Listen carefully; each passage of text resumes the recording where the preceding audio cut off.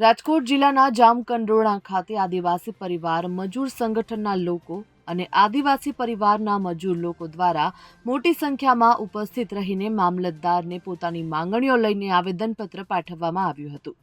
ગુજરાતમાં પૂરને કારણે થયેલા પાકોને ભારે નુકસાન થયું છે અને આ કુદરતી આફતને લઈને આદિવાસી વિસ્તારોમાં હજારો માદિશાની પરિવારો અને તેમની આજીવિકા પૂરી પામવા માટે કામ કરી રહ્યા છે. રોજીરોટી કમાવા માટે તેઓ મજૂર તરીકે કામ કરવા માટે ગુજરાત જઈ રહ્યા છે. સાયબર શોષણનો પણ ભોગ બની રહ્યા છે.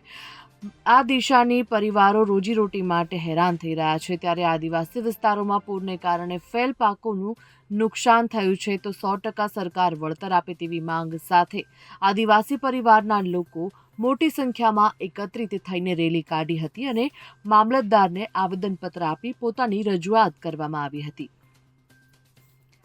Bureau report, Gujarat fight news.